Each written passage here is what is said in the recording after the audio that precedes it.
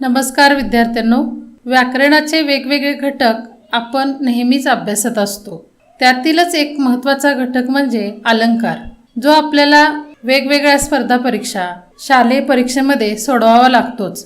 जर हा घटक तुम्ही व्यवस्थित समजून घेतला तर नक्कीच तुम्हाला पैकीच्या पैकी मार्क्स मिळतात. तर आजच्या व्हिडिओमध्ये अगदी सोप्या शब्दात व ट्रिक सहित अलंकार व त्याचे सर्व प्रकार, तसेच उपमेय व उपमान यामध्ये कोणता फरक आहे हे आपण समजून घेणार आहोत. जर तुम्ही आमच्या चॅनलवर नवीनच असाल तर मी तुम्हाला सुरुवातीला चॅनलची ओळख करून देते. आमच्या चॅनलवर आम्ही मराठी भाषा व व्याकरणावर आधारित व्हिडिओ पोस्ट करत असतो. तर जर तुम्हाला असेच सोप्या भाषेत व्याकरणाचे व्हिडिओ पाहायचे असतील तर नक्कीच चॅनलला सबस्क्राईब करा व बेल आयकॉन प्रेस करून ऑलवर सेट करा, म्हणजे तुम्हाला असेच नवनवीन व्हिडिओ पाहता येतील. तर सुरुवातीला आपण जाणून घेऊया अलंकार म्हणजे काय. तर अलंकार म्हणजे काय, तर अलंकाराचा शब्दशः अर्थ आहे दागिना. दागिन्यामुळे माणसाचे सौंदर्य जसे खुलून दिसते त्याच पद्धतीने भाषेचे आहे. अलंकारामुळे भाषेचेही सौंदर्य खुलून दिसते किंवा भाषेचे सौंदर्य वाढते. तर या अलंकाराचे 2 भागात वर्गीकरण केले जाते. त्याला आपण अलंकाराचे प्रकार म्हणतो. पहिला प्रकार आहे शब्दालंकार. आता शब्दालंकार म्हणजे काय, तर शब्दामुळे जेव्हा भाषेचे सौंदर्य वाढते तेव्हा त्यांना शब्दालंकार म्हणतात. आणि दुसरा प्रकार आहे तो अर्थालंकार. अर्थालंकार म्हणजे काय, तर अर्थामुळे जेव्हा भाषेचे सौंदर्य वाढते तेव्हा त्याला अर्थालंकार म्हणतात. म्हणजे शब्दालंकार कोणकोणते आहेत, तर अनुप्रास, यमक, श्लेष हे 3 अलंकार जे आहेत ते शब्दालंकार आहेत. आणि उपमा, उत्प्रेक्षा, रूपक, अनन्वय, आपणहुती, व्यतिरेक, अतिशयोक्ती, अर्थांतरन्यास, स्वभावोक्ती, अन्योक्ती, चेतनागुणोक्ती, दृष्टांत इत्यादी अनेक हे अर्थालंकार आपल्याला अभ्यासायचे आहेत. विद्यार्थ्यांनो, अलंकार समजून घेण्यासाठी सुरुवातीला तुम्हाला उपमेय व उपमान यातील फरक समजून घेणे अतिशय महत्त्वाचे आहे. तर उपमेय म्हणजे काय, तर ज्याची तुलना केली जाते ती एक वस्तू किंवा गोष्ट, आणि ज्याच्याशी तुलना केली जाते ती एक वस्तू किंवा गोष्ट म्हणजे उपमान. आता उदाहरणावरून आपण समजून घेऊया. उदाहरण बघा, हे पाणी अमृतासारखे गोड आहे. आता यामध्ये पाण्याची तुलना अमृताबरोबर केलेली आहे, म्हणून या उदाहरणावरून लक्षात येईल की पाणी हे उपमेय आहे आणि अमृत हे उपमान आहे.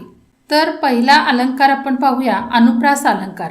अनुप्रास अलंकार कसा ओळखायचा, तर जेव्हा वाक्यात किंवा काव्यपंक्तीमध्ये तेच अक्षर किंवा तोच वर्ण जर पुन्हा पुन्हा येत असेल तर तो अनुप्रास अलंकार असतो. आता उदाहरणावरून बघूया आपण.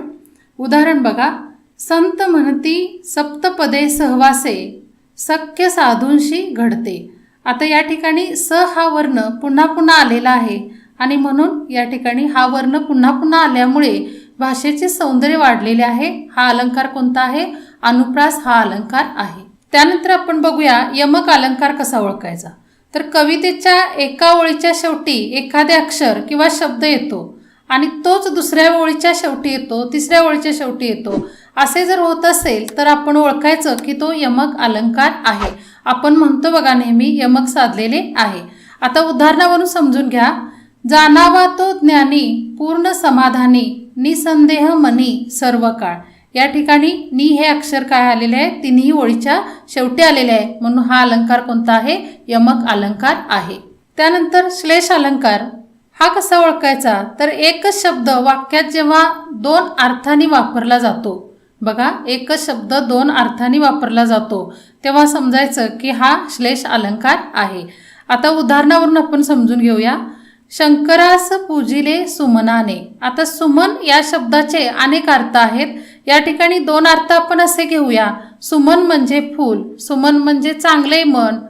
अशा पद्धतीने एकच शब्द 2 अर्थांनी वापरला की समजायचे श्लेष अलंकार आहे. त्यानंतर उपमा अलंकार आपण कसा ओळखायचा, तर 2 वस्तूतील साम्य म्हणजे सारखेपणा चमत्कृतीपूर्ण पद्धतीने जेव्हा वर्णन केले असते तेव्हा ओळखायचं की हा उपमा अलंकार आहे. आपण उदाहरण बघूया. शिवाजी महाराज हे सिंहासारखे शूर होते. आता या ठिकाणी उदाहरणात या बघा की छत्रपती शिवाजी महाराजांच्यातील शूरपणा आणि सिंहाचा शूरपणा यामध्ये सारखेपणा दाखवलेला आहे, म्हणून हा उपमा अलंकार आहे. पुढचा अलंकार आहे उत्प्रेक्षा अलंकार. आता उत्प्रेक्षा अलंकार कसा ओळखायचा तर बघा, जेव्हा दोन वस्तूंची तुलना आपण करतो तेव्हा एक वस्तू ही जणू दुसरी वस्तूच आहे असे जेव्हा वर्णन केले असते, म्हणजे उपमेय हे उपमानच आहे असे वर्णन केले की समजायचे उत्प्रेक्षा अलंकार आहे. आता उदाहरण बघूया आपण. आकाशातील चांदण्या जणू फुलांची पखरणच. या ठिकाणी बघा, तुलना करताना जणू हा शब्द वापरलेला आहे.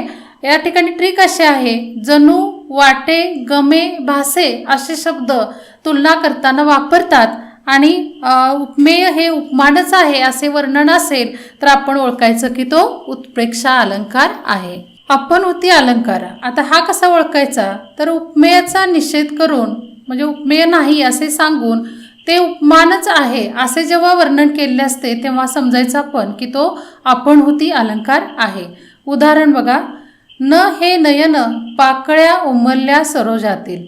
या ठिकाणी काय सांगितलेलं आहे, डोळे हे डोळे नसून कमळाच्या पाकळ्या आहेत. आता या ठिकाणी ट्रिक अशी आहे, अपनहुती म्हणजे या ठिकाणी न हुती म्हणजे उपमेय नाही, ते उपमानच आहे असे सांगितले जाते. अपनहुती हा अलंकार होतो. रूपक अलंकार. रूपक अलंकारामध्ये काय सांगितले असते तर उपमेय व उपमान एकरूप आहेत असे जेव्हा वर्णन असेल तेव्हा समजायचं की तो रूपक अलंकार आहे. उदाहरण बघा, लहान मूल म्हणजे मातीचा गोळा. म्हणजे लहान मूल आणि मातीचा गोळा एकरूप आहेत, एकच आहे असे सांगितलेले आहे, म्हणून तो रूपक अलंकार आहे. त्यानंतर व्यतिरेक अलंकार. व्यतिरेक अलंकारामध्ये काय असते तर उपमेय हे उपमानापेक्षा श्रेष्ठ आहे, सरस आहे असे जेव्हा वर्णन केले असते तेव्हा तो व्यतिरेक अलंकार असतो. उदाहरण, अमृताहुनी गोड नाम तुझे देवा.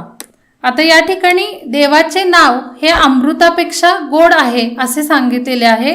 उपमेय आहे देवाचे नाव आणि उपमान अमृत आहे, म्हणजे उपमेय हे उपमानापेक्षा श्रेष्ठ आहे असे सांगितलेले आहे, म्हणून या ठिकाणी व्यतिरेक हा अलंकार होतो. अनन्वय अलंकार. अनन्वय अलंकार कसा ओळखायचा तर उपमेयासारखेच उपमेय, त्याला दुसऱ्या कशाचीच उपमा देता येत नाही असे जेव्हा वर्णन असते तेव्हा आपण समजायचं की तो अनन्वय अलंकार आहे. अनन्वय यामध्ये ट्रिक कोणती लक्षात ठेवायची आहे तर त्याच्यासारखा तोच, त्याला दुसऱ्या कशाचीच उपमा देता येत नाही. उदाहरण बघा, आहे ताजमहाल एक जगती तोच त्याच्या परी. म्हणजे ताजमहालासारखा ताजमहालच, त्याला कशाचीच उपमा देता येत नाही असे असेल तर तो अनन्वय अलंकार असतो. अतिशयोक्ती अलंकार. अतिशयोक्ती अलंकार कशा लक्षात ठेवायचा तर अतिशय काही सांगितलं, म्हणजे एखादी गोष्ट आहे त्यापेक्षा फार अशी फुगवून सांगितली की आपण समजायचं की तो अतिशयोक्ती अलंकार आहे. आता उदाहरण बघा, वीर मराठे गरजत आले पर्वत सारे कंपित झाले.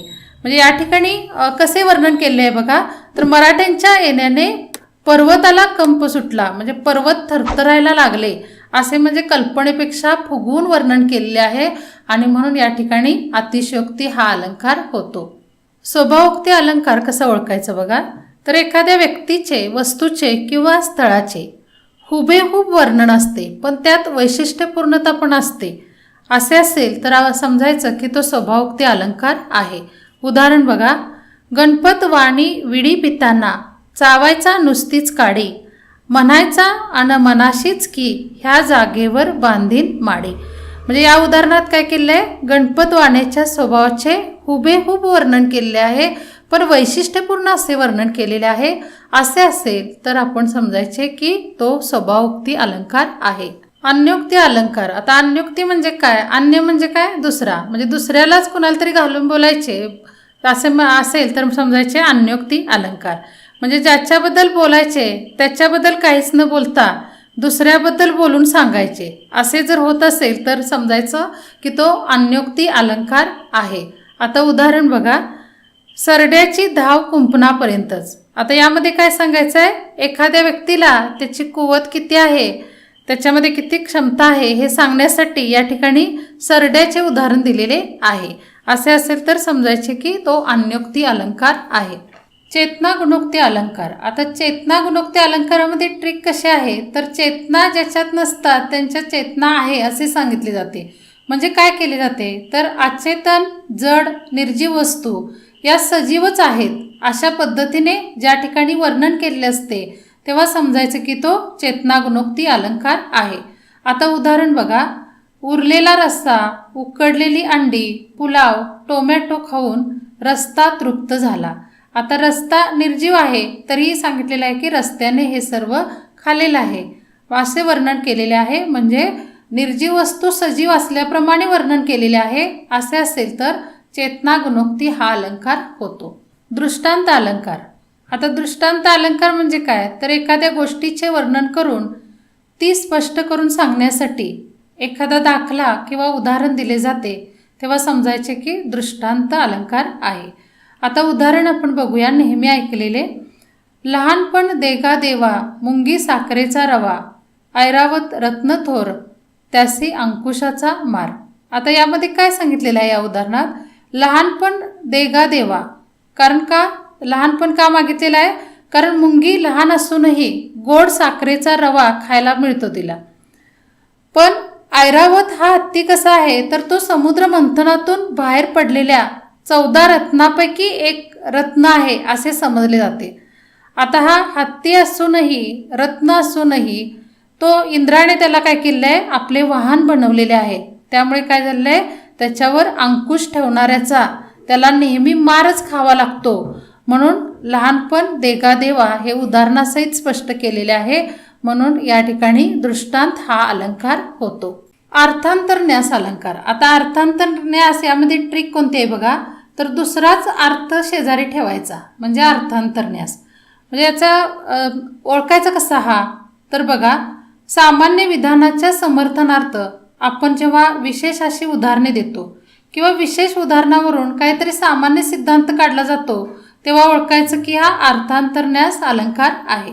आता उदाहरण बघा. होई जरी संतत दुष्टसंग, न पावती सज्जन सत्वभंग, आसोनिया सर्प सदा शरीरी, झाला नसे चंदन तो विषारी. आता या उदाहरणात काय सांगितलंय बघा तर सज्जन लोक वाईटांच्या संगतीत किती आले तरी त्यांची सात्विकता जी आहे ती नष्ट होत नाही. हा विशेष सिद्धांत आहे आणि तो सांगण्यासाठी आपल्याला एक सामान्य साधे उदाहरण दिलेले आहे. ते उदाहरण कोणते दिलेले आहे तर साप हा नेहमी चंदनाच्या झाडावर राहत असतो तरीही काय होते चंदनाचे झाड सापामुळे विषारी बनत नाही असे जर वर्णन केलेले असेल तर समजायचं की तो अर्थांतरन्यास अलंकार आहे. तर विद्यार्थ्यांनो तुम्हाला हे सर्व अलंकार समजले असतीलच. त्यासोबतच मी प्रत्येक अलंकाराच्या प्रकारावर आधारित व्हिडिओ बनवलेले आहेत. जर तुम्हाला तेही सविस्तरपणे बनवलेले व्हिडिओ पाहायचे असतील तर डिस्क्रिप्शन बॉक्समध्ये प्लेलिस्टची लिंक मिळेल. मुंगी उडाली आकाशी, तिने गिळिले सूर्याशी.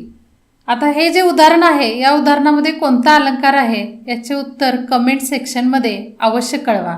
म्हणजे माझ्याही लक्षात येईल की अलंकाराचे हे जे सर्व प्रकार मी तुम्हाला सांगितले ते तुम्हाला कितपत समजलेले आहेत.